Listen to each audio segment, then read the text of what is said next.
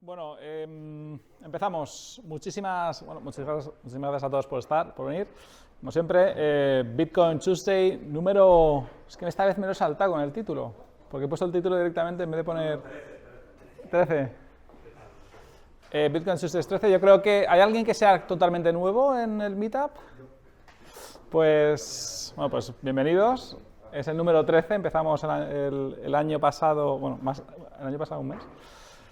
Y bueno, un poco resumen, ya sabéis, nos juntamos segundo martes de cada mes, siempre con temas relacionados con el mundo del Bitcoin y la idea es ser súper recurrentes, o sea, siempre segundo martes de cada mes, pues juntarnos, conocernos, intercambiar experiencias de Bitcoin y aprender y explorar este nuevo mundo, ¿no? En el pasado Meetup hicimos una mesa redonda acerca de Nostr, que es este nuevo protocolo descentralizado que pretende sustituir a las grandes Big Tech de social media.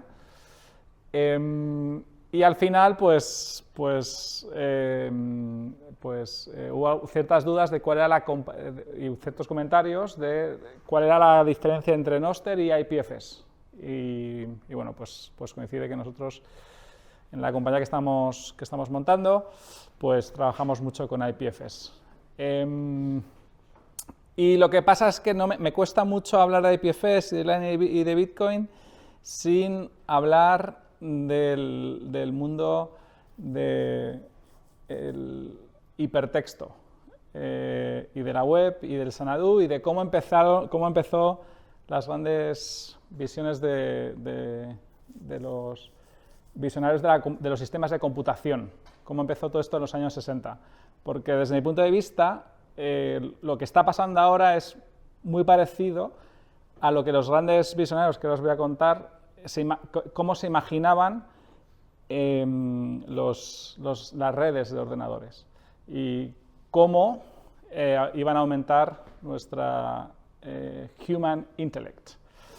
Entonces, lo veo muy relacionado desde un principio y bueno, me gustaría compartiroslo con vosotros, porque creo que Bitcoin permite por primera vez que todas esas visiones de los años 60, esa visión por fin se produzca y se acelere, ¿no? Porque ellos visualizaban redes permissionless, redes descentralizadas, sin autoridades centrales, que controlasen la colaboración humana, ¿no? Que es la situación en la que estamos ahora. Esa colaboración humana hay que sacarla de las bases de datos centralizadas. Entonces, todo comienza...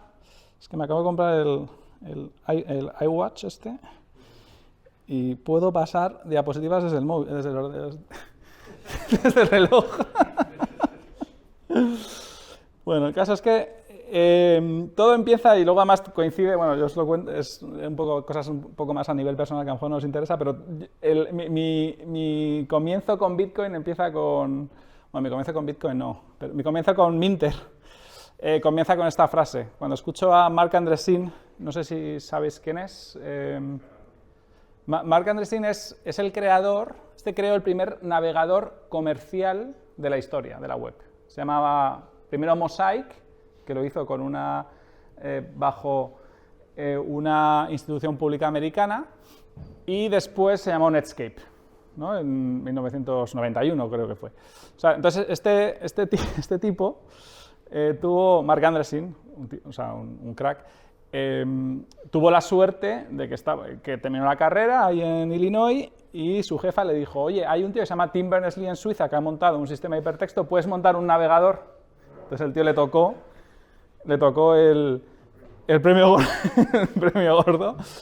Y bueno, y es el fundador de Andreessen and Horowitz, que son VC que ha financiado Facebook, y ha financiado Coinbase, y financia a todas las shitcoins, y es este hombre, ¿no? Entonces yo estaba, bueno, fui a Berlín, a The Lightning Conference, voy a alargar un poco.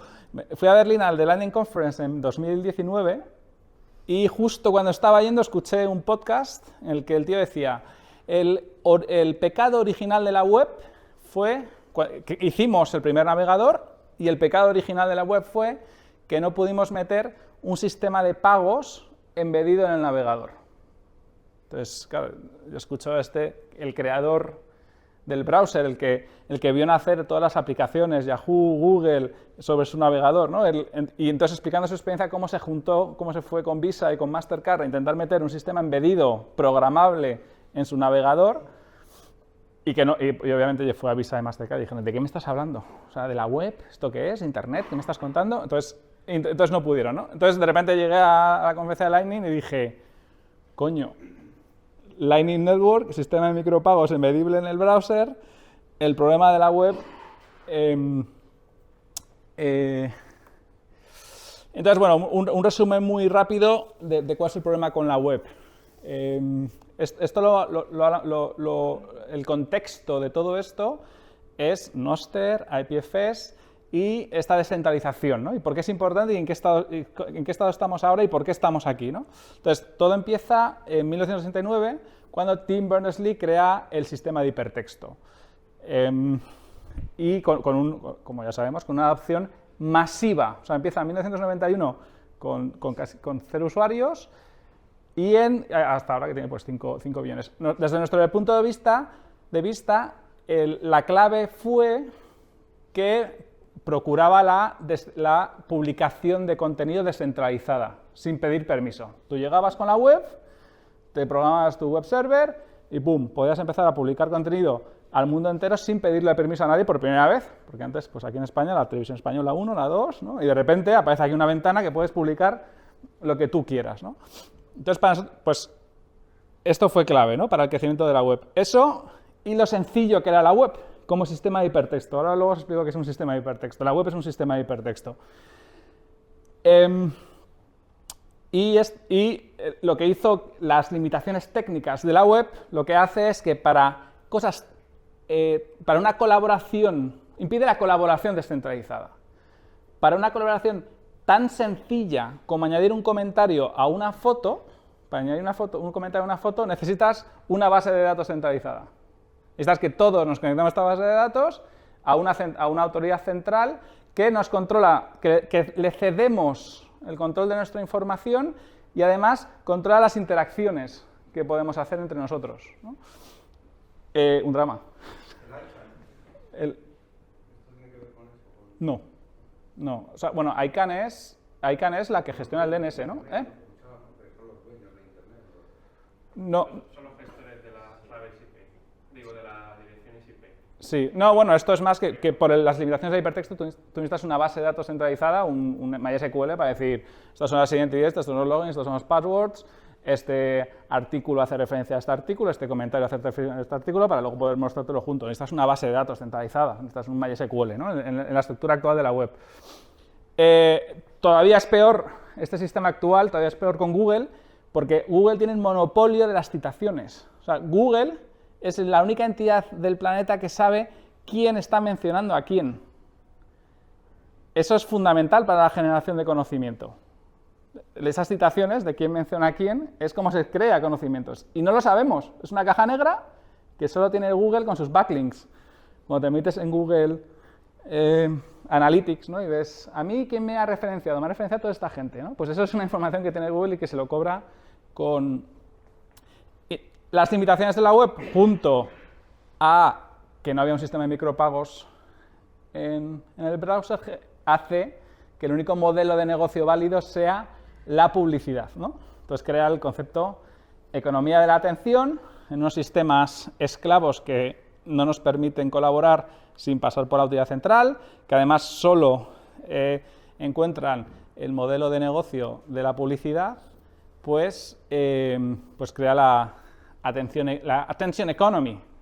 Y gracias a Lightning, pues vemos que hay una posibilidad alternativa de modo de negocio sobre el contenido. Y entonces, bueno, pues desde nuestro punto de vista,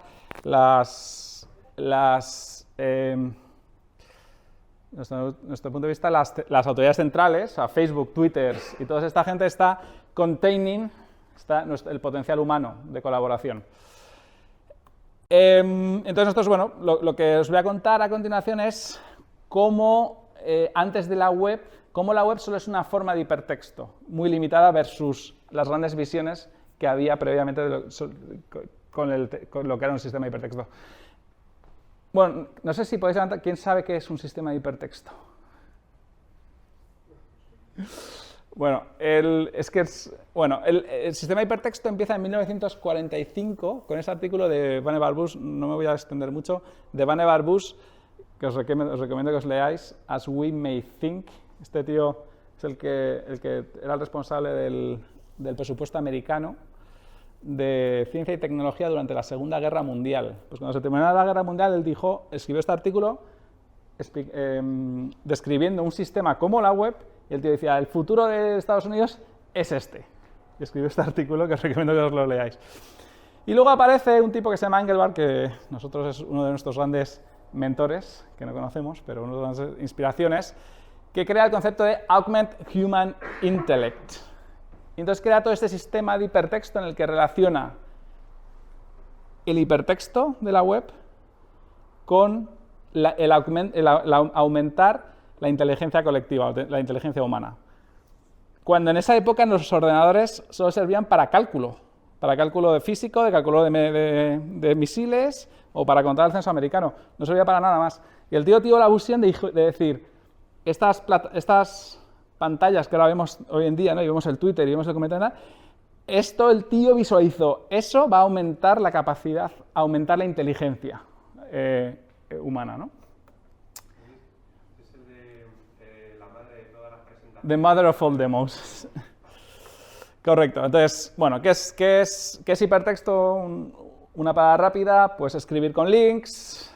Jacob Nielsen, la libertad de poder navegar sin que te obliga, el escritor de un libro que te obliga, ¿no? A tener que...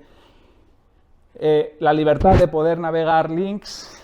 Y Doug Engelbart, la posibilidad de, en una base de conocimiento, poder seleccionar una parte de esa base de conocimiento y que otros puedan viajar a eso que tú estás seleccionando, ¿no? Es bastante... entonces, bueno, solo para... Oh, esto no lo puedo...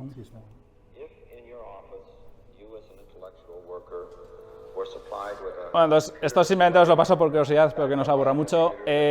Doug Engelbart, 1968, The Mother of All Demos, es un tío que se inventa... Oh. Bueno, si sale, y si no... We're supplied with a computer display for you all day, responsive, instantly responsive to every action you Bueno, este es Doug Engelbart. value could you drive. Os presento al que crea, al inventor. ¿Sabes cuando la gente dice, ¿qué es Internet? No, Internet lo inventa el ejército americano, ¿no? Pues es es Engelbart que inventa el Internet. Inventa Internet, inventa el ratón, lo inventa él. Inventa el hipertexto, inventa los links, la conferencia, o sea, la videoconferencia, compartir la misma pantalla por dos personas estando en distintos sitios. Y lo presenta todo, os recomiendo que veáis The Mother of All Demos. Sometimes I apologize. It started that way, and we never did change it.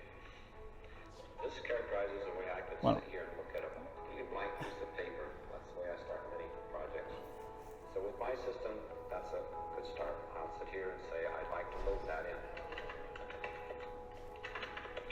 So I'm putting in an entity called a statement, and it's full of other entities called Word. Back up a little. So I'll say copy that statement. Copy And I can paste. do something likely that I'll just generally, well, I'm going to do something called up there. I can Hyperlink tal cual. wait on this. So my, Bueno, os recomiendo que os lo veáis. Tampoco voy a poner aquí más.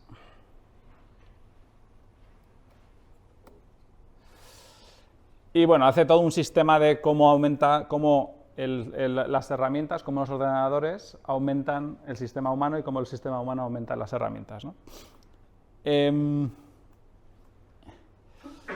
y la relación entre todos estos sistemas de hipertexto con las capacidades, ¿no?, mentales del ser humano. Entonces, el tío lo que hace es identifica muchas funcionalidades que hoy en día no tenemos en la web y que reduce nuestras capacidades de colaboración, como por ejemplo fine-grained linking, sistemas P2P de documentación, autorías en los documentos, la posibilidad de reutilizar los documentos de otros.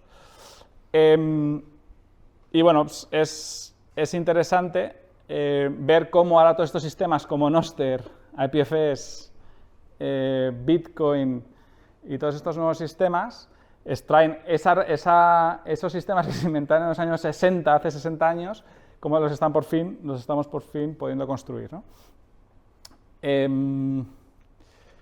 Y probablemente lo que intento transmitir es que Nostr o IPFS son parte de un mundo mucho más grande de colaboración y de aumentar nuestra inteligencia colectiva, ¿no? Y al final llegamos pues a Xanadu. Xanadu es un sistema parecido al que os enseñaba antes de Engelbart, que se crea también en los años 60 por Ted Nelson. Ted Nelson es el que acuña la palabra hipertexto. Y él empieza con la visión, cuando empieza a descubrir todo lo que se podía hacer con las máquinas, empieza con la visión de que todo el conocimiento está deeply intertwined, que todo está conectado. Y cómo se necesitan los sistemas de hipertexto para expresar todas esas conexiones que hay entre el conocimiento. Y con esto crea Xanadu.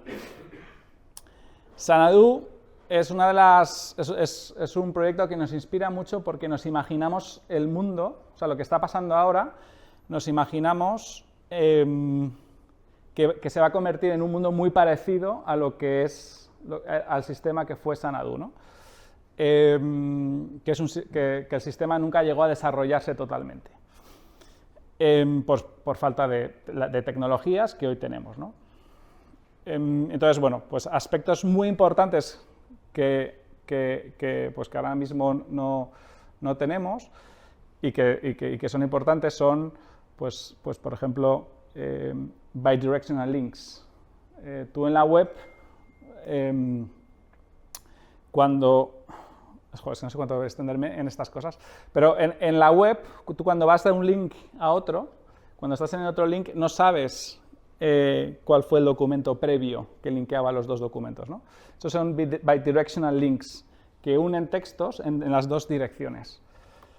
Otra cosa que es importante y que creo que va a ser clave y es en lo que ofrece el Lightning Network es la posibilidad de reutilizar contenido manteniendo las autorías originales del contenido. O sea, manteniendo el origen, manteniendo el provenance, la trazabilidad de dónde viene cada contenido, ¿no?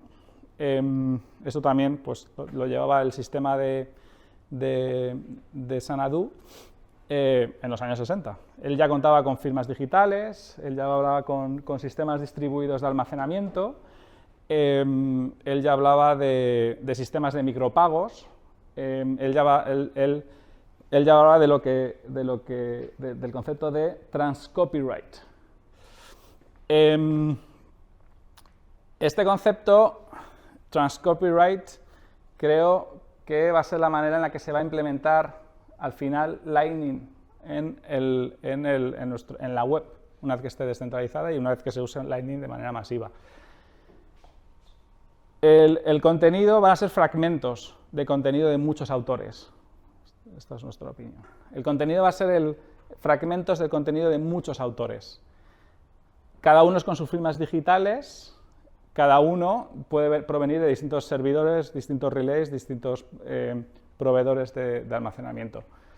Cuando alguien pague por un documento, ese dinero va fluyendo a todos los autores que han participado en cada documento. Esto era, bueno, era parte fundamental de Xanadu, años 60, y por fin se puede hacer.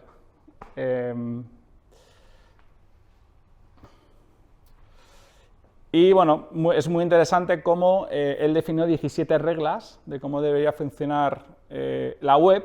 O sea, él cuando sale la web y la web triunfa, él pues visualiza la web como un subsistema de lo que podría ser, ¿no? Y bueno, entonces es súper interesante porque todo lo que está pasando ahora, ¿no? Pues por ejemplo con Nostr, con los relays,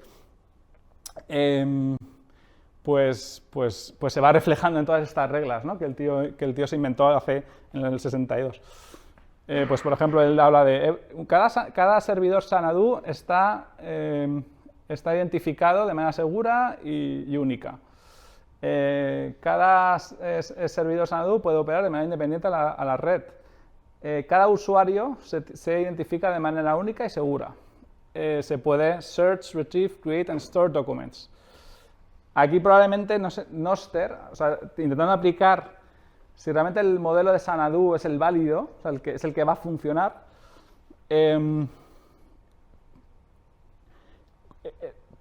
probablemente, y es por eso que nosotros cogemos IPFS, nosotros estamos, por ejemplo, integrando Nostr y estamos integrando IPFS. Entonces visualizamos estas reglas y decimos, joder, pues sí, firmas digitales permite hacer todos estos puntos. IPFS permite la búsqueda y la obtención y la creación y el almacenamiento de documentos. Un documento puede consistir en distintas partes. Cada parte puede tener un tipo distinto de datos. Bueno, pues son una serie de reglas que, vamos, nos parece fascinante que sea un poco lo que está pasando, ¿no? Hoy en día, ¿no? Y bueno, pues el 9, por ejemplo, es cada documento contiene un mecanismo de royalties con cualquier nivel de granularidad para asegurar un pago de cada parte del documento a la que se accede, incluyendo lo que él le llama virtual transclusions, que son partes de otros documentos para toda la parte of all or part of the document. Bueno, luego si queréis, si tenéis dudas o comentarios, o si tenéis algo ahora, si tenéis alguna pregunta ahora, ¿sí? Sí.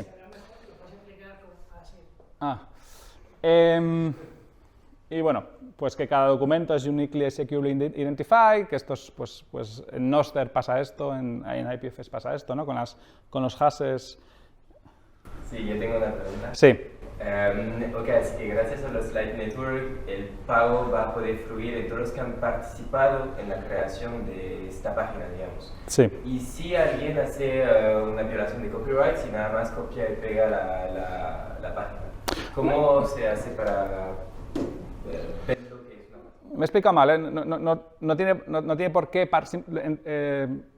fluir entre los que han participado en el documento, sino que tú además puedes reutilizar partes de otros documentos y llevarlos a tu propio documento. O sea, no tienen por qué colaborar, sino que tú simplemente reutilizas contenido que ha firmado y ha creado otros y lo pones en tu documento. No lo sé. O sea, digo, si alguien hace un copy-paste y no lo reutiliza, mi teoría es que las personas que hagan eso, su reputación, como es tan fácil acceder, acceder a los orígenes, como las distribuciones van a ser tan eficientes, como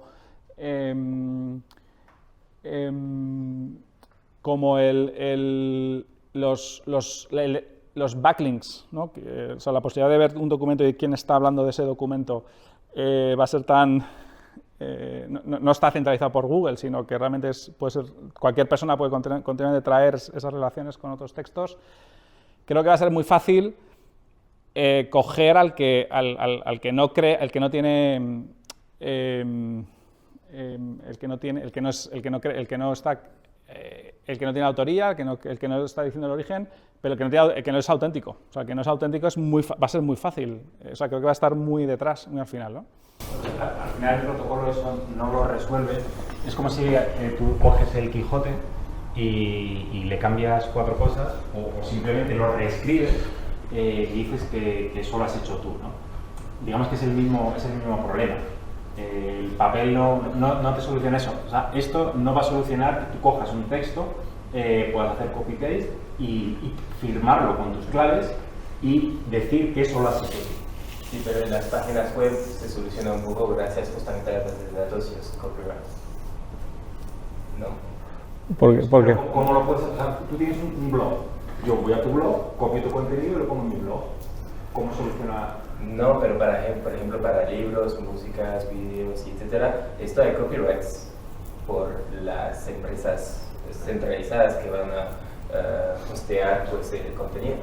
Claro, aquí lo único, o sea, aquí puede haber esa capa de copyright también. Aquí lo único que se hace es que tú, todo lo que escribas está firmado con tu clave, con lo cual tienes un extra, que es tú no puedes hacer nada sin que lo publiques. Es decir, si estás cometiendo un crimen, lo estás cometiendo con tu identidad. Luego puedes tener un millón de identidades y puedes hacer un montón de cosas, pero por lo menos ahora sí que tienes que cometerlo con tus claves. Para mí la clave también es la facilidad de la reutilización. O sea, ahora mismo, por ejemplo, si tú quieres reutilizar un fragmento de una canción de Madonna, no puedes. No hay forma, porque no hay forma de poder pagar a Madonna, no hay forma de poder contar cuánta gente ha usado lo que tú hayas usado con su fragmento y repartir los pagos. No hay manera. Creo que con este mundo que llega, creo que sí que va a ser posible. Entonces, cuando es tan fácil reutilizar, en el fondo yo creo que todo el mundo va a querer que reutilices su contenido. O sea, va a ser un poco como TikTok, ¿no? Que todo el mundo va a querer que se reutilice el contenido de otros porque aumenta la viralidad y aumenta el uso y te va a llegar más pagos, ¿no? Te podría pasar como con Fountain, que tienes uno de los shorts, que hay gente que se dedica básicamente pues a coger, escuchas un podcast largo, te hace un resumen de 3 minutos y tú lo cuelgas y tú le puedes dar Eso es. unos ads y realmente, bueno, te está copiando algo, pero realmente no está dando un servicio que es que yo cojo y lo más interesante. En este caso un artículo de algo y después cógete esto de este. No sé mucho sobre Ethereum, pero bueno, los NFTs al final vienen un poco a replicar esto, ¿no? Los NFTs replican esto, lo que pasa es que desde nuestro punto de vista la arquitectura, o sea, el stack tecnológico que hacen no tiene ningún sentido. No, pero no solo eso, sino que es que además al final se quedan solo a un pequeño media, ¿no? Que es muy limitante comparado con esta gran visión de aumentar el human intellect, ¿no? de documentos jerárquicos en el que todo es reutilizable, cualquier idea es referenciable. Claro, en ese entorno, claro, yo cuando veo los NFTs de Ethereum es como... se me queda súper corto, y luego cuando analizas el stack tecnológico, ¿sabes? Pues ya. Pero no solo de Ethereum, sino Vale, pero entonces tu teoría es sobre qué red se va a crear este tipo de documentos. Me alegro que me hagas esa pregunta. Porque si pasamos de que se crea sobre Bitcoin, Sí. ya tenemos el caso de Ordinals y Claro. la capacidad de los 4 megas de un... Bueno, es que estos 17 reglas son bastante divertidas para poder contestar a estas preguntas.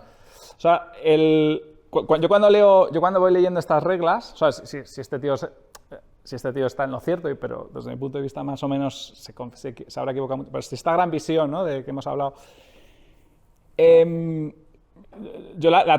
las tecnologías que se necesitan para esto, yo desde mi punto de vista son, por supuesto, las llaves públicas privadas, las firmas digitales para firmar tus contenidos.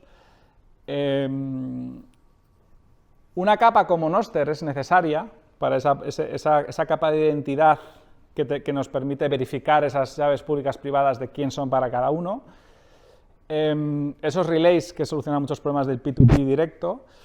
Pero luego, desde luego, una capa como IPFS o algo parecido. Nosotros hemos elegido IPFS, pero una capa como IPFS, y ahora entramos a describir IPFS, que hemos hecho mucho estudio de sistemas de hipertexto desde los últimos 40 años, y todos hablan de que para que exista un sistema descentralizado de hipertexto que permita la colaboración descentralizada, se necesita una base de datos descentralizada, un sistema de intercambio, le llaman de objetos hipermedia, descentralizada.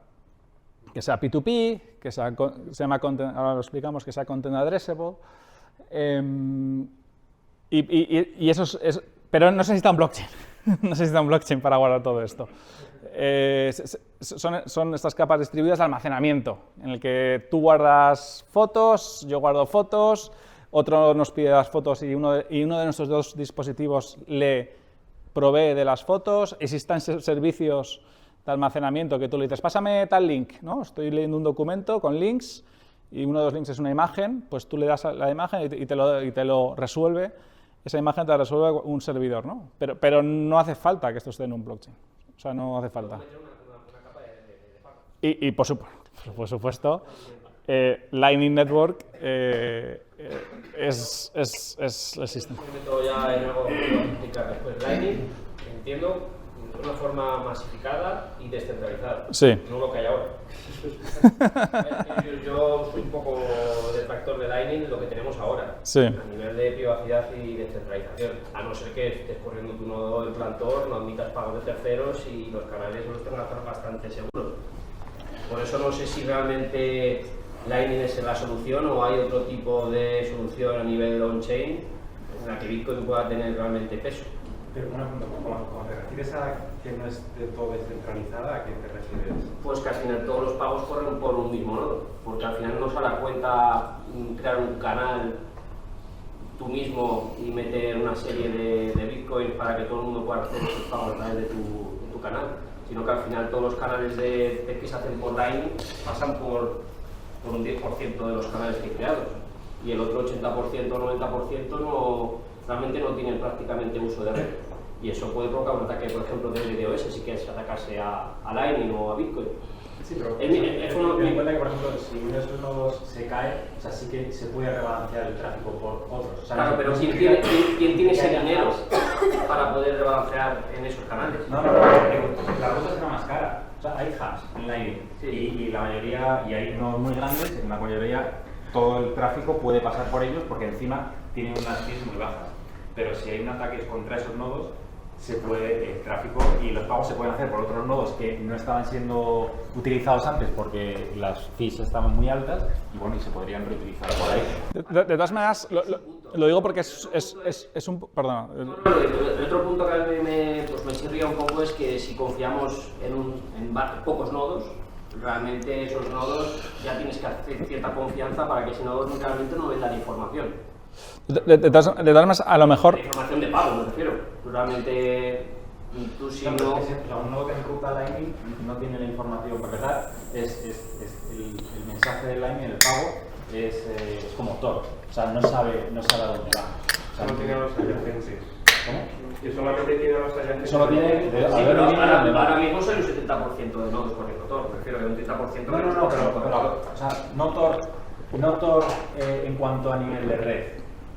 Aunque hables con él a nivel TCP, Clearnet, el pago, como se enruta el pago, es por Onion, igualmente. Pero de todas maneras, es que no... ¿De dónde viene y a dónde va? Hombre, en OnChain se puede ver claramente luego la dirección de Lightning. Se puede ver la trazabilidad, porque es... De todas maneras, es que si no llegamos, pero me parece súper interesante que en otro meetup hablemos de la descentralización de Lightning, porque me parece un tema súper interesante. Lo que pasa es que si no nos da tiempo, lo siento, ¿eh? Lo siento, ¿eh? No, súper interesante. Por eso estamos aquí, ¿eh? Pero que es que si no nos da tiempo. Bueno, pues básicamente, ¿con qué tecnología se puede construir esto? Desde nuestro punto de vista, se puede construir desde luego con las firmas digitales, con la criptografía actual, con cosas como Nostr, con cosas como IPFS. A mí nos interesa más el aumento de la inteligencia colectiva con un sistema abierto, con una descentralización de la web. No nos importa tanto si es IPFS, si es Nostr, si es pero al final tenemos que elegir cuáles pensamos que son reales hoy, para hacerlo hoy, ¿no? Y estas son un poco las que nos imaginamos. Una cosa interesante para pasar ya es, por ejemplo, esta. Como él tiene en los años 60 ya se imaginaba, every Xanadu service provider can charge the users, puede cobrar a sus usuarios cualquier cantidad para el almacenamiento, la retrieval y la publicación de documentos, que es un poco lo que está pasando ahora mismo en Nostr. Cada transacción es segura y auditable solo por las partes que hacen esa transacción. La verdad es que es un tema... El Xanadu Client Server Communication Protocol es abierto como un estándar y, bueno, la verdad es que es bastante... Yo no sé, cuando volví con Bitcoin y descubrí todo esto, dije, madre mía. Bueno, entonces, IPFS. IPFS, desde nuestro punto de vista, no sé si se replicará todo. Luego discutimos la relación IPFS-Nostr y además, como Nostr acaba de llegar, no nos vemos capaces como de dictar sentencia con este tema, pero a ver si podemos discutir un poco sobre... No sé si en Nostr se crearán las capas que ofrece IPFS, no sé si IPFS creará las capas que tiene Nostr. Desde luego, yo espero que puedan coexistir los dos protocolos. Desde luego, lo que sí que creo es que, independientemente de que sea IPFS, independientemente de que sea Nostr, las propiedades que ofrecen tienen que terminar existiendo. ¿Sí? O sea, si queremos un sistema abierto de hipertexto, que es este concepto que nos permite la colaboración descentralizada para resolver problemas complejos, tiene que existir. Entonces, bueno, pues IPFS, no sé si sabéis algo como qué es IPFS. Lo habéis oído, me imagino, muchas veces, pero... Que es una base de datos distribuida con una tabla file, como si fuese P2P y todo eso. Sí. ¿Qué me suena? O sea, me suena. IPFS nace en el 2014 por Juan Bennett, que es su creador, que es un mexicano que estudia en Stanford, y el tío tiene la visión de democratizar la tecnología P2P. O sea, él dice que vivimos en esta economía, en el 2014, en esta economía del Big Tech, porque se ha invertido mucho en tecnologías web, pero que no se han invertido suficiente en tecnologías P2P y que por eso nadie hace sistemas P2P, ¿no? Entonces, el tío lo que intenta es desarrollar, pues empezar a crear todo un stack de P2P que desde mi punto de vista lo consigue. El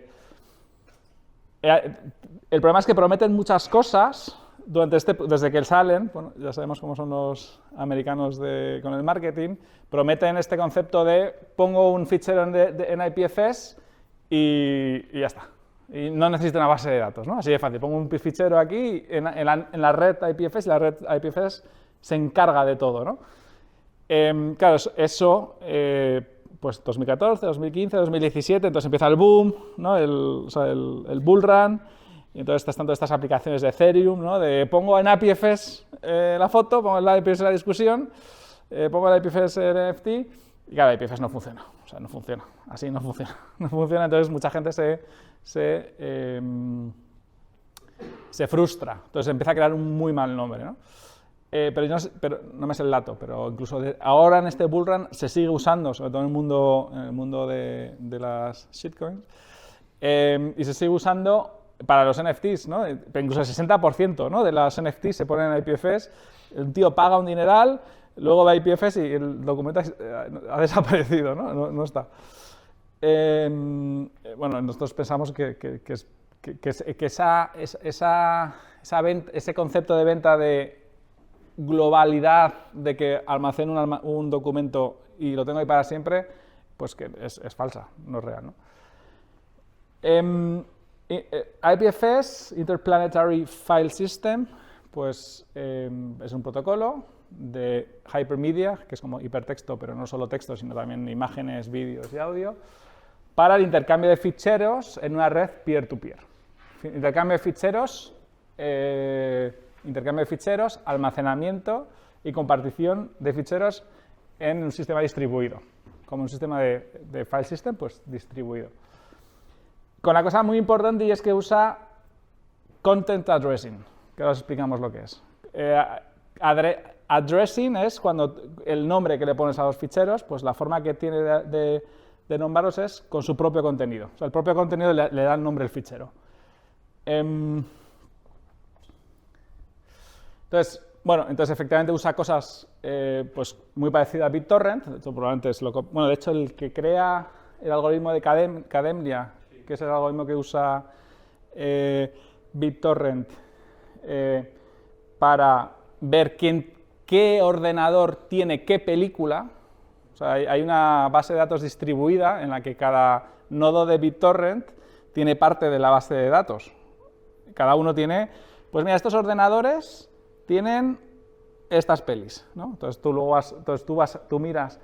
Esto fue la versión 2 de BitTorrent, pues la versión 1 fueron los trackers. Tienes que encontrar el tracker para encontrar la peli. Luego pasó, para descentralizarlo, pasó a este DHT que se inventa un tío, un búlgaro americano, que luego además se va a trabajar a Protocol Labs, que son los de EPFs.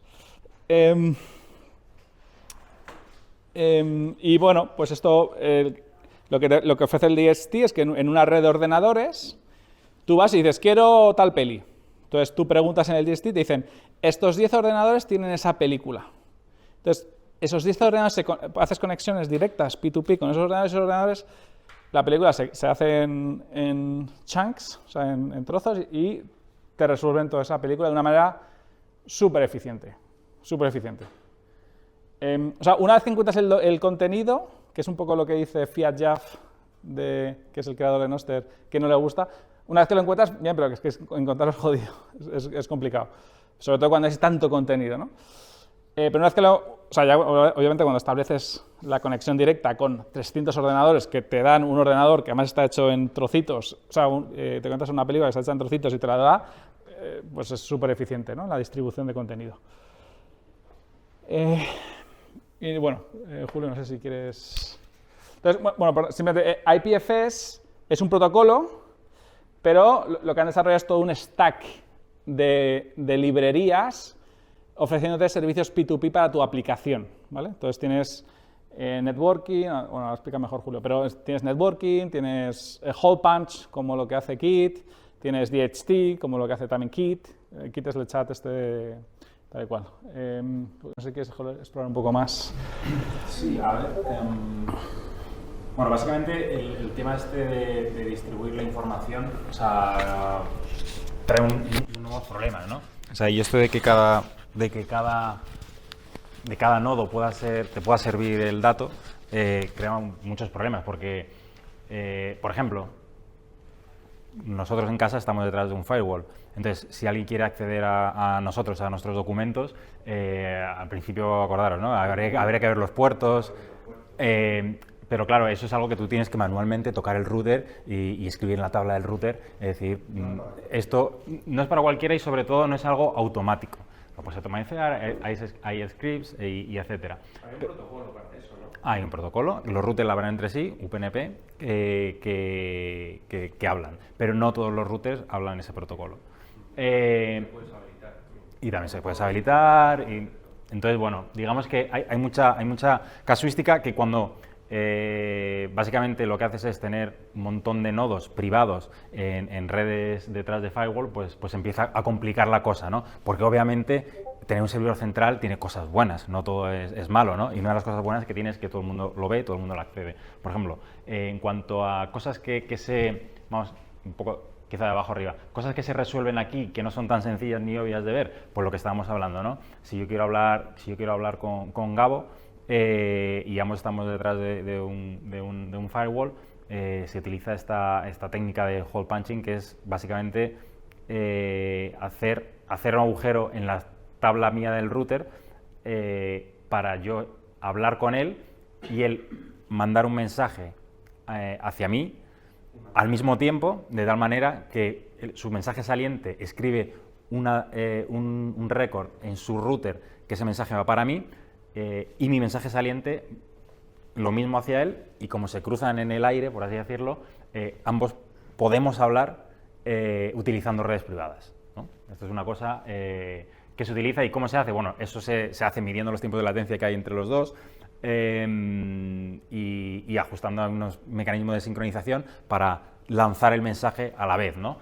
Estas cosas las resuelve esta capa de aquí, ¿no? Cómo se rutea y cómo yo identifico que quiero hablar con él, por ejemplo, pues lo identifico a través de su clave pública.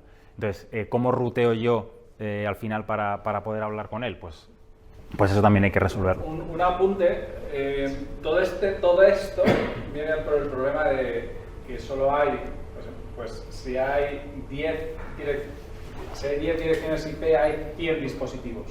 Es decir, hay menos números de teléfono que personas.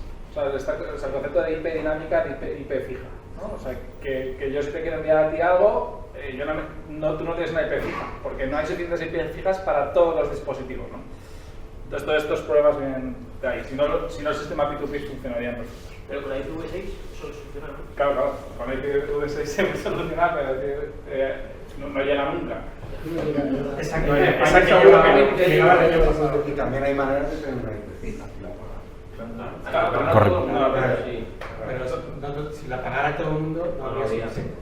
Es que carecería mucho. en la presentación, como que os habéis, para el tema de descentralización de la red, os habéis quedado en la capa de aplicación para arriba, pero la capa IP, por ejemplo, hay un mogollón de servicios de protocolos descentralizados de mesh networking como el CJDNS y todo eso, que más o menos utilizan incluso los mismos algoritmos. El Candelia ese, el CJDNS, yo recuerdo que lo utiliza para hacer subrouting como hace el Lightning Network. ¿Y cómo se llama? CJDNS, que lo miré hace tiempo en esto de que estás ahí en el trabajo de un web con un par de viajes no sé qué y te lo miras. ¿Y qué tal funciona? ¿Lo sabes? Se hizo una prueba en Atlanta, me parece. O sea, eso es como, en vez de confiar, digamos, en Telefónica o en Orange para que te den una conexión física, claro, por ejemplo, tú has hablado del error principal de la red, que es el no tener pagos, pero el error principal en la red a día de hoy es que alguien te tenga que dar una dirección IP. Cuando tú puedes tener una clave pública privada, que es lo que hace el JDNS, que luego lo transforma en una dirección de IP6 privada para no tener que andar más tocando cosas del sistema operativo. Y entonces, más o menos lo que se basa es tener cada uno una clave pública privada, como tenemos en Nuster y demás, que está asociada a una clave IP6, ¿vale? Pero con un prefijo de clave de red privada, ¿vale? Y digamos que tú te publicitas en la red, ¿vale? Y luego la gente te busca como en un Nuster, ¿vale? Y mediante un algoritmo encuentran cuál es el camino más corto para llegar a ti. O sea, tiene una mezcla de Lightning ahí, pero sobre capa IP. O sea, es sustituir la capa IP, IP4 y IP6 con el CJDNS. De hecho, en Bitcoin lo han metido también como otra red a la cual te puedes conectar. O sea, está IP4, Tor. IP6, Tor, la otra que es E2P y esta también, el CJDNS. Esto que has dicho es muy parecido a cómo también se resuelven para hablar con un nodo en IPFS. Tú tienes un peer ID, que viene a ser una representación de lo que es tu clave pública, y luego para llegar a ti, pues dices, bueno, pues tengo que recorrer, pues yo estoy accesible a través de un relay, por ejemplo, y a través de un puerto y me puedes hablar por UDP. Lo mismo, ¿no? ¿Y quién te dice esto? Bueno, pues en vez de ir a consultarlo a un servidor DNS o para resolver una IP, por ejemplo, pues lo haces consultando un DST. Es básicamente un hash table pues, distribuido. Entonces, esto también te lo resuelve. El tema de los CIDs, el CID básicamente es cómo se identifican los bloques de datos, ¿vale? O sea, al final tú puedes partir cualquier información en bloques de datos. Y ese bloque de datos le haces un hash y tienes el identificador de ese dato. Obviamente, si cambia el dato, cambia el hash. Entonces, lo que pasa que, bueno, que es una vuelta de tuerca un poco más, porque lo que hacen es meterle una serie de metadata, y aquí no sé si se ve un poco qué es lo que contiene el CID. El CID es este número de aquí, que esto es se supone que es para que lo lean los humanos, pero básicamente tiene una parte que te dice qué tipo de codificaciones, eso puede ser en base 58 o en base 32 en este caso, y luego, aparte tiene multicoded, que es básicamente cómo hay que interpretar todo lo que viene a continuación, y se interpreta de esta manera. Y después, ¿qué algoritmo? Porque hay varios algoritmos, no se quieren atar. Digamos que esto es como una manera, en Bitcoin, para representar un address, una serie de pasos que tienes que hacer. Digamos que esto es más genérico. Tú aquí le dices qué algoritmo vas a utilizar para hashear los datos, que te vas a una tabla y dices, vale, pues lo voy a hacer con el código B220, que es el algoritmo Blake 2B. Bueno, pues ya está, ya sabes que esto está hasheado con ese algoritmo. Cuánto ocupa el hash y después el hash, ¿vale? Entonces, todo eso es lo que conforma el CID, ¿vale? Y al final no deja de ser más que un hash. ¿Y cómo se mezcla esto? Esto es lo mismo. Yo creo que la manera más visual es esto, verlo así. De hecho, si te metes en dag.ipfs.tech, puedes jugar, ¿vale? Tú pones una imagen, entonces lo que hace es coge la imagen, la parte en trozos de datos y genera un árbol, un Merkle tree, de todos esos datos, ¿vale? De tal manera que esto es lo mismo. Al final tú tienes un puntero a puntero y puntero a datos. Entonces, lo bueno de esto es que esto de aquí está referenciado por un IPLD, ¿vale? Digamos que cuando tú referencias a un dato, básicamente lo que estás apuntando es un IPLD. Y esto te lo puede servir cualquier persona. De tal manera que tú puedes construir, tú sabes qué es lo que quieres construir y luego tú preguntas, ¿quién tiene esto? ¿Quién tiene esto? ¿Quién tiene esto? Igual yo tengo la mitad y me falta la otra mitad. Entonces, cada uno te puede dar una parte y luego tú la recompones y ya tienes tu foto. Entonces, por eso se dice que es content addressable, porque tú realmente tú no estás preguntando por, oye, dame tú lo que tienes, tú estás preguntando quién tiene lo que referencia este hash, que es este dato, y la gente pues te lo va dando, por así decirlo. Claro, porque aquí es comparar un poco cómo funciona la web, que es location based addressing, que significa que te dicen, pásame tu artículo, ¿no? Entonces dices, sí, el artículo está entonces location, es en medium.com / ¿por qué Lightning es centralizado? ¿No? Entonces tú para coger ese artículo tienes que ir a ese sitio. Y así es como funciona la web. El problema es que siempre al final esa información está unida a ese servidor, que es una entidad central. Y por otro lado, es muy poco eficiente, porque a lo mejor ese fichero está en muchos sitios, ¿no? Entonces, la otra forma de almacenar toda esa información, en vez de como la web, que es location por URL, es content addressing, que es este hash que hashea el propio contenido, es decir, el contenido está llamado, el nombre del contenido viene del propio contenido. Y entonces, bueno, como sistema pensamos, o sea, parece ser que un sistema distribuido de almacenamiento, pues es importante que sea content addressing. También, cada vez que hablo de esto, claro, me sale Noster, que no lo es. Y por lo tanto, cada vez visualizo más que Noster está muy bien como capa de identidades, como capa de mensajería, pero le faltan ciertas cosas como capa de almacenamiento distribuido, ¿no? Que tiene estas propiedades que hemos hablado, ¿no? Que es content addressable, que es puramente P2P, que cualquier ordenador te puede proveer contenido, que está adaptado a grandes medias, o sea, películas, vídeo, audios, pues necesitas todo ese tal. Bueno, esto.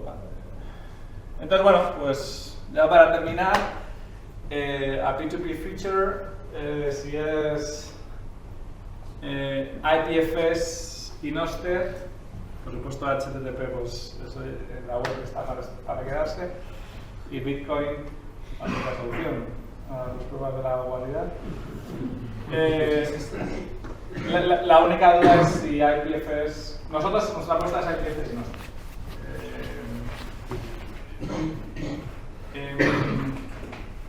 Bueno, Nostr ya lo hablamos el otro día, pero así para refrescar. Esto es lo que dice, bueno, si vuelves, le he preguntado a GPT, ¿qué es IPFS?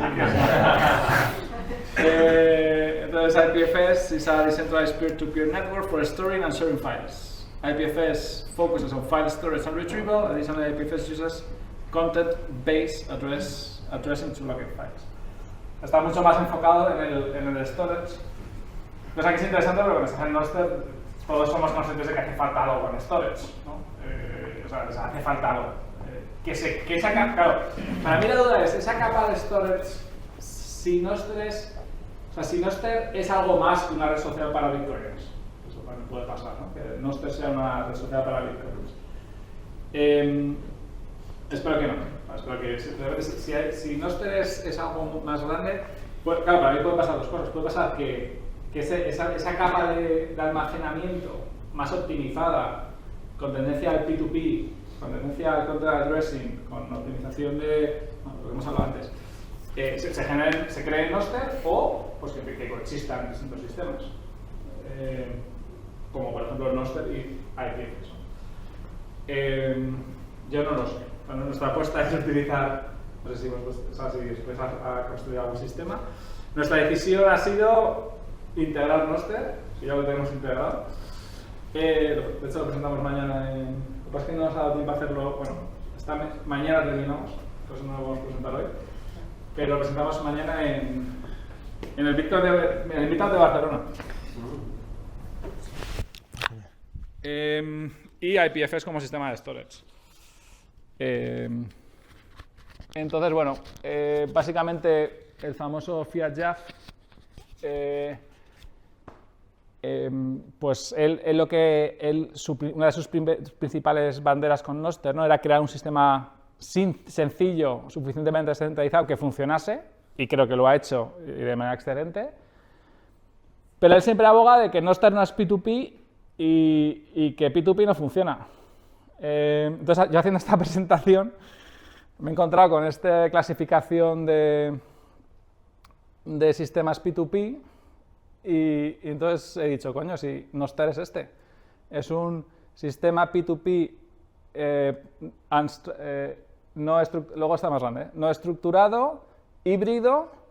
Entonces le he copiado y le he dicho, oye tío, que sí que Nostr sí que es un sistema P2P, te estás confundiendo.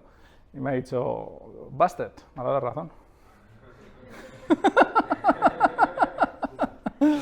Entonces, bueno, si quieres pasar, no. Bueno, porque el tema es que él dice P2P doesn't work, ¿no? O sea, el tío dice, pero el tío sí que dice que sería bonito tener un Global Content Address System, pero que es una pena que IPFS no funcione, ¿no? Bueno, o sea, es decir, que él sí que cree que tiene que existir esta capa de almacenamiento. Content Address File System. Además, si lleva 2 años utilizando Nostr, pues debe ser muy evidente. Nosotros a IPFS nos funciona. O sea, lo que pasa es que no prometía, o sea, no lo que prometía, ¿no? Entonces, bueno, a ver qué pasa. El segundo párrafo de lo que dice, sí. Que se hace un mercado para, que dice, sí. The overhead to find the stuff you need without analysis is too huge. Correcto. Pero si hay un mercado para enrutar los ficheros, pues es súper interesante. Lo que pasa es que no entiendo por qué no se va a hacer en IP. O sea, totalmente de acuerdo. De hecho, es que yo creo que eso va a ser así. Es que además, si no paga, es un visionario el hasta que de negación de servicio, o sea, tal cual. Si no se paga, va a pasar como ponía el Jameson Loop con el protocolo de correo. Sí. Al final termina siendo un oligopolio y si tú te quieres montar un servidor de correo, tienes que pasar por tantos filtros anti-spam y de cuanto que no hay manera de que una persona normal se ponga eso. Correcto. Es bonito hacer el ejercicio de cómo sería este marketplace. Es bastante interesante porque probablemente estemos ante trillion companies que todavía están por surgir, ¿no? Y bueno, esto es interesante. Yo no soy experto en P2P, o sea, digo, no soy académico del P2P, pero es interesante para reflexionar los distintos tipos de redes peer-to-peer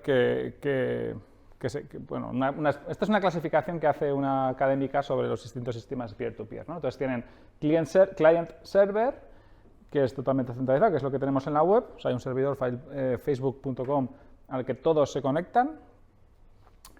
Y luego tenemos dos tipos, ¿no? Bueno, peer-to-peer le llama que son recursos que se comparten entre todos los pares. Los recursos se pueden acceder directamente por los pares. Y los pares pueden ser provider y requester, ¿no? Entonces él habla de unstructured P2P y structured P2P. Entonces en unstructured está la centralized P2P, que es el ejemplo de Napster, ¿no? Que todo el contenido se provee por todos los ordenadores, pero que tienes un tío, que era Napster, que estaba indexando todo el contenido, lo indexaba solo esta entidad central. Y por eso fue tan fácil pillar al de Napster. O sea, por eso se lo bajaron en un minuto, que le fueron a su ordenador y le dijeron, oye, tío, ¿qué estás haciendo, no? Luego tenemos el pure P2P, que son todos ordenadores conectados sin ningún tipo de estructura, que yo lo que entiendo es que una red parecida a esto es Bitcoin, en el que los mensajes se distribuyen con flooding, ¿no? Flooding, de manera que al final... Van a cambiar ahora. ¿Ah, sí? Sí, porque claro, un flooding lo que te hace es, si estás conectado a 20, pues puede que haya 40 mensajes para retransmitir una transacción, porque se pueden cruzar incluso entre ellos. Entonces han buscado por ahí un paper que era sobre una cosa totalmente ajena a esto, que era cómo hacer de biometría claves privadas, ¿vale? Y con historias matemáticas, seguramente, ¿no? Cambiar el sistema de... Que sí, para que haya menos...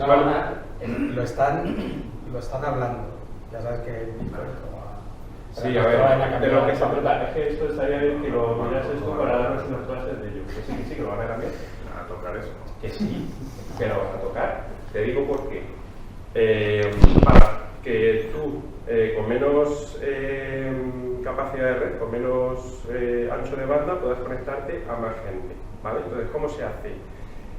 Tú cuando envías una transacción, y perdona que te cortaba aquí el rollo. No. Ya estamos más o menos... Era debatir esto, o sea que fenomenal. O sea, era exactamente debatir esto, así que... En vez de enviar una transacción a todos los pares que tienes, ¿vale? Durante un periodo de tiempo, no envías nada, ¿vale? Y envías un mensaje que contiene como una suma en un espacio matemático extraño, ¿vale? O varias sumas para, digamos, con un mensaje de datos, saber cuál es la diferencia o la intersección entre los deltas. Tus transacciones en los últimos segundos, qué transacciones tiene él, que le ha llegado nuevas y las tuyas. ¿Vale? Y así solamente enviarlas si lo necesita. Si no lo necesita, no se envía. Y eso se llama... No. Pues es como IPFS, ¿no? O sea, es como el syncing este... Pero eso tiene sentido cuando dices en dispositivos móviles, porque dices cuando hay poco ancho de banda o no. Claro, y además es que estaba diciendo uno de Nostr que lo iba a implementar también para el paso de mensajes entre Nostr, porque esto resuelve un problema muy grande. El STDR, que estaba en C++ y... Sí, pero es como para sincronizar set of data. En Bitcoin lo había hecho el tío este que tiene el nombre tan largo. Yo para los nombres sí horroroso. Bueno, sí, es para... Si acaso no te lo digo. Pero me parece... O sea, yo creo que lo están haciendo para Nostr, no para Bitcoin, ¿no? No transmite todas las transacciones a la red. Bueno, sí, yo lo que leí fue que... Bueno, pues... Bueno... Sí, pero eso fundamental para la formación de la Bitcoin, ¿no? Que sí, que evidentemente eso es así, pero que lo que quieren es ahorrar el ancho de banda sin tener que transmitir transacciones a alguien que pero otra cosa es eso, optimizar cómo se hace el flooding. Eso es, ¿vale? eso es. Pero no es quitar el flooding. No, pero es que, a ver, cuidado. Es que el flooding es enviar las transacciones a todos y cada uno. No, el flooding es que se distribuyen las transacciones en la red. No. Es el algoritmo para... Eso es lo que hace la red peer-to-peer. Eso El algoritmo para hacer eso se llama flooding. No, a ver, es que por ejemplo hay uno... Desde el principio de Bitcoin se va optimizando para no... Pero es flooding, o sea... Ahora mismo en Bitcoin no se ha optimizado nada. Lo único que se ha medido en Bitcoin es un delay de un minuto, de un segundo, al enviar una transacción para que no se puedan hacer un análisis de descubrimiento de la topología. Yo creo que es flooding y yo creo que es flooding está súper poco optimizado. Porque la típica optimización es el gossiping, que en el gossiping sí que estás todo el rato preguntando, ¿tú qué tienes? Tú tienes, que se llama gossip como de... Entonces, ¿tú qué tienes? Entonces hay ese intercambio de, yo tengo esto, ¿no? Como la lista de ones y asks. Pero Flooding no hace eso. Esto es enviar un mensaje a cada uno de los peers diciendo, o sea, es un intercambio de mensajes más pequeños que las transacciones y que el identificador de transacciones para ver cuál es la diferencia que hay entre uno y otro y que se les retransmita y hacer que el ancho de banda sea bueno, el cuarto tipo de red es Nostr, que es hybrid, que están estos super peers, que en el caso de Nostr serían los Nostr relays, ¿no? Bueno, una diferencia, porque sí. Los Nostr relays en teoría no hablan entre ellos. Correcto. Ahí sí. Correcto. Todavía no. No, de hecho, efectivamente, Nostr es así. Los usuarios también pueden ser conectados a varios. Sí. Sí. Sí, es verdad. Y los relays, efectivamente. El creador de la aplicación. Cualquiera los puede montar cualquiera. Sí, de hecho, un relay en teoría es más tonto que un cliente. Lo puede levantar cualquiera. Siempre y cuando, eso sí, tienen que ser accesibles públicamente. Y lo interesante es que Gnutella usaba esto, ¿no? Entonces, para mí lo interesante algo interesante del éxito de Nostr es que realmente, claro, IPFS ha empezado así. Y entonces, nuestra experiencia con IPFS es que hay un inicio, cuando quieres hacer el bootstrap, ¿no? El inicio de una red de ordenadores, claro, necesitas inicialmente, hasta que funcione con puro P2P, necesitas X número de ordenadores conectados online todo el rato, para que eso funcione bien, ¿no? Claro, en Bitcoin, por ejemplo, en el caso de Bitcoin, Bitcoin existe y como están todos los ordenadores conectados, pues funciona, ¿no? Pero claro, cuando quieres empezar una nueva, no funciona. Porque claro, yo escribo un artículo, en mi internet en concreto, escribo un documento, publico, y si tú tienes ordenador offline, a ti no te llega, yo cierro el ordenador, deja de llegarte, todo ves el ordenador y obviamente no llega, ¿no? Claro, la magia de la red híbrida es que solucionas el problema, entonces la experiencia es buenísima. O sea, la experiencia de Nostr comparada con cualquier otro sistema P2P de los últimos años es buenísima, porque tú abres y tienes tu mensaje. Claro, a base de que sea, no pero híbrido, ¿no? El tema es cómo va a evolucionar. Si va a evolucionar, una vez que ya está Bootstrap, que ha sido la genialidad de Fiat-Jaf, si va a evolucionar a un sistema puramente P2P, porque ya en las conversaciones lo escuchas, ¿no? Oye, ¿por qué no hacemos un DHT para conectar todos los relays? ¿Por qué no me puedo conectar directamente a ti? O sea, ya empiezan a haber todas esas conversaciones de que tiene pinta, a ver qué pasa, a lo mejor no, tiene pinta de que puede evolucionar un sistema P2P, aunque él no lo visualiza, pero puede que evolucione un sistema P2P puramente. No sé si más... Ya está. Antes de que nos vayamos por otro tema, si me permites, que yo quería preguntar, cuando estuvieron, pensaba que íbamos a hablar un poco más de IPFS. Cuando estuvisteis analizando usar IPFS, ¿por qué desechaste BitTorrent si se supone que está evolucionando a una versión, no sé si 2.0, 3.0? Muchos de los problemas que supuestamente tiene. Fundamentalmente fue porque nosotros tenemos nuestra gran inspiración es lo que la visión un poco que os he contado al principio del concepto hipertexto y link, o sea, datos linkeados y todo este tema. Entonces, BitTorrent está muy optimizado hacia grandes ficheros de películas, pero su comunidad no tiene nada que ver con ese mundo, ¿no? Entonces, todas sus estructuras de datos, sus link data, o sea, todo, el concepto de link data no existe. Pues IPFS está más adaptado a nosotros. Segundo, la experiencia como developer experience es mucho mejor en IPFS, porque pues, tienes tu documentación, tienes tus distintas librerías, tu modularización, tu software en Go hecho por ingenieros de Stanford, tal y cual, ¿no? En BitTorrent es todo un poco más complicado de desarrollar. Esas dos cosas. Una duda, para entenderlo,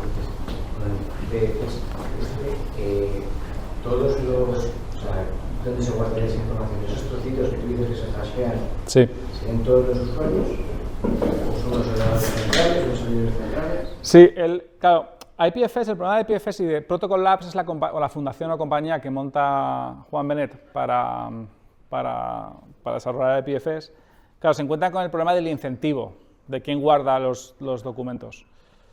Que esa es tu pregunta, ¿no? ¿Quién lo guarda? ¿Y por qué? Somos nosotros, pues, claro. con Torrent, cada uno tenía pues, claro. un poquito de la película. O... Claro, entonces el problema que tenía es el problema que tuvo Protocol Labs que no encontró los incentivos para que nadie guardase nada. Entonces, efectivamente, nosotros no guardamos nada. Entonces, él creó esta criptomoneda que se llama Filecoin, intentando como hacer la parte como de incentivos, ¿no? Nosotros, nuestra idea, que es un poco aventurera, pero a ver qué pasa, es, como estamos tan enfocados en la creación de conocimiento, en la creación de contenido, reutilizando el contenido de otros, nosotros pensamos que cuando tú creas un documento para decir algo te tienes que basar en lo que han dicho otros, ¿no? Es como funciona la creación de conocimiento, ¿no? Entonces, tú cuando citas a alguien y reutilizas parte de lo que él ha usado, nuestra idea es que el incentivo que vas a tener vas a querer guardar esos documentos que tú citas, esas referencias, las vas a querer guardar tú, porque si no tu documento deja de tener valor, ¿no? Tú dices, yo digo A porque B, C y D. Tú B, C y D lo vas a querer guardar contigo, lo vas a querer traer contigo. Entonces, desde nuestra apuesta es que esto va a ser así. O sea, Entonces, cada uno va a tener un trocito, sí. Y luego, cuando tú busques algo, vas a ir a mierda, ¿no? Sí. Bueno, depende de la cantidad de veces que haya sido referenciado o reutilizado. O sea, si un documento ha sido referenciado y reutilizado 1 millón de veces, tu ordenador irá a 1 millón de ordenadores a retrieve esos documentos. Pero digo, no es lo mismo vamos, poniéndome un poco así en plan académico, ¿no? No es lo mismo una cita, o sea, citar un trabajo. Sí. Pero oye, tengo esta idea, que esta idea la he sacado de este artículo que está aquí.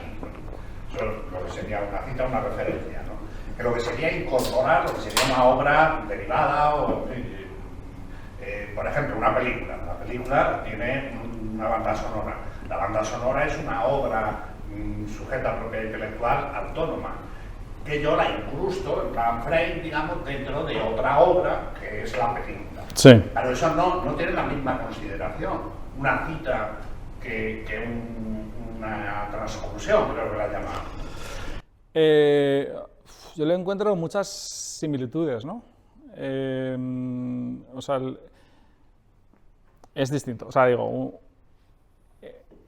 el mundo del vídeo, de las películas, no estamos entrando. Entonces, realmente es un poco distinto, ¿no? Pero técnicamente es bastante parecido, ¿no? Sí. porque admito que es parecido. Pero claro, pero no es...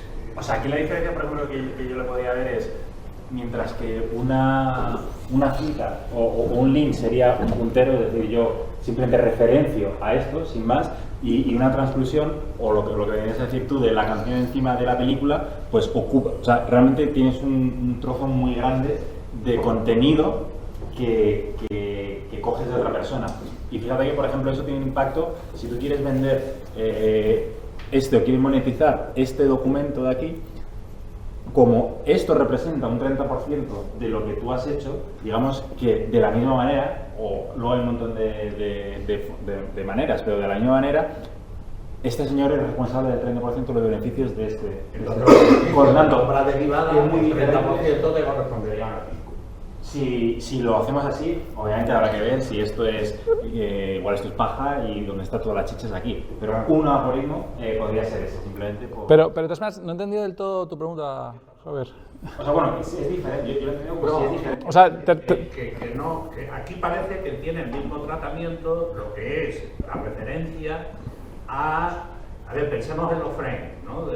No, pero o sea, la respuesta de quién almacena las cosas, eso sí que es igual si haces una transcripción o si haces una citación, o sea, un link. Sí, no, yo me refería sobre todo para el tema de la remuneración. Para el tema de la remuneración es distinto. O sea, un link, o sea, decir, me he fijado o sea, me he basado en este tío, ahí no debería haber... No debería haber remuneración. No debería haber remuneración. Si reutilizas, sí que debería haber. De todas maneras, obviamente, esto es un modelo que cuando se testee con la vida real, se puede hacer lo que uno quiera, ¿no? Pero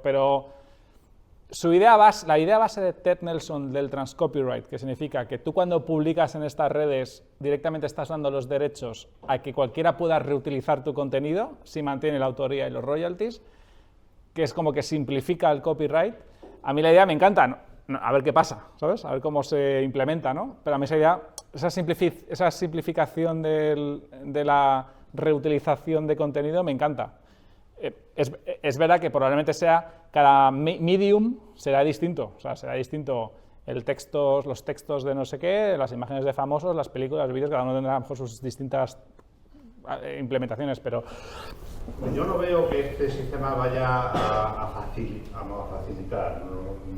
a hacer sencilla la reutilización, porque cada autor original querrá que su obra se explote en unas determinadas condiciones.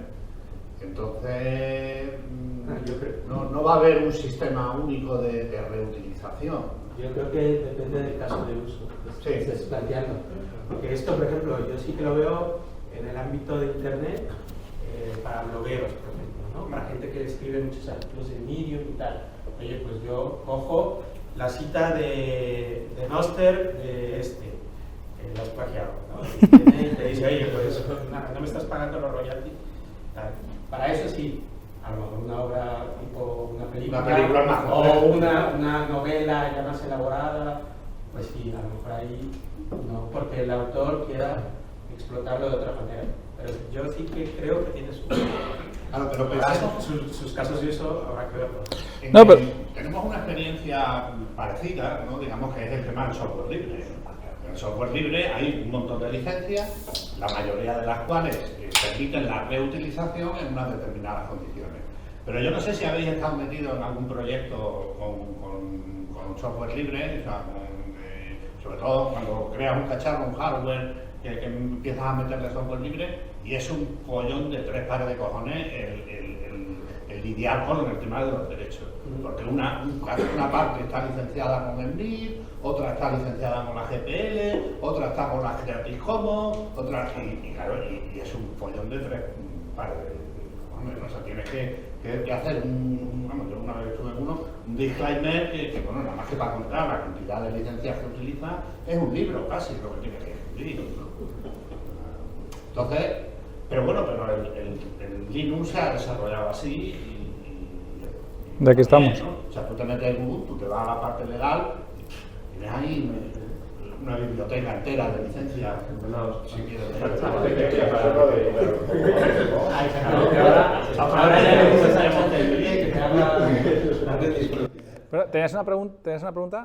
Sí, o sea, tú a la hora de trans copyright, ¿cómo determinas qué contenido tiene más valor que otro?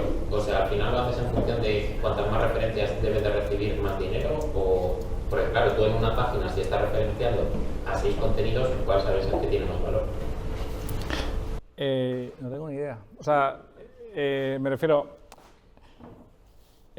o sea, nuestro approach es, joder, técnicamente por primera vez se puede ejecutar esto. Pero claro, una vez que se empieza a poner en las manos de los usuarios, me imagino que saldrá todo tipo de posibilidades, opciones, distintas plataformas implementando distintos modelos, ¿no? Pero sí que creo que va a haber como un orden natural, ¿no? Se va como a ordenar de manera natural, ¿no? Este tipo de cosas.